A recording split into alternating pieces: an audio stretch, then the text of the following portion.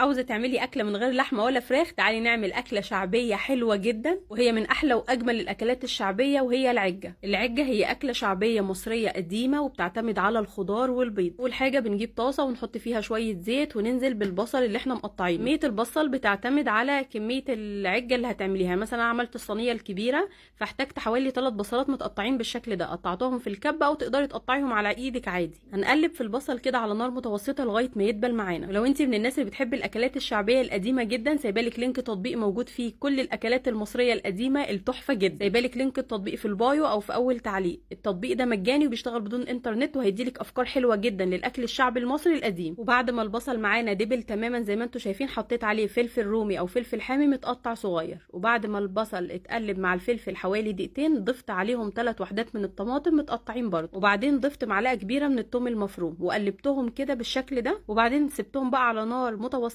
كده وغطيتهم. الخضار ده كله هينزل سوائل، والسوائل دي الخضار هيشربها وهيدبل وهيبقى شكله بالشكل اللي انتوا شايفينه ده. هنسيبه بقى على جنب يبرد تماما.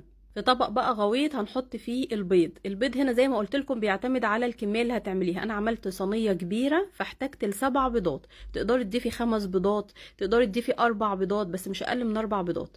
بعد ما حطيت البيض حطيت عليه ملح وفلفل اسود، كزبره ناشفه، هنحط كمان كمون، بابريكا، وهنقلب كل ده كويس جدا. ونحط بقى شويه شطه صغيرين علشان هي حلاوتها تبقى حراقه شويه، وهنحط معلقه من هريسه الفلفل الاحمر. هنقلب بقى البيض كويس جدا مع كل البهارات اللي ضفناها. وبعد كده هنضيف الخضره دي بتبقى بقدونس وكزبره وشبت. هتحطي حزمه صغيره من كل حاجه وهتقطعيهم صغير بالشكل ده وهتحطيهم على البيض. انا ليه ما حطيتش الخضره او الخضره المتقطعه دي مع الخضار اللي حطيناه في الاول؟ علشان انا عايزاها تبقى لونها اخضر كده وحلو زي ما انتم شايفين. حطيت كمان 4 معالق كبار من الدقيق وقلبتهم كويس جدا. وبعد كده حطيت معلقه من البيكنج باودر لغايه ما بقى القوام بالشكل ده. يعني حطينا 4 معالق من الدقيق ومعلقه واحده من البيكنج باودر، معلقه كبيره والدقيق بالمعلقه الكبيره.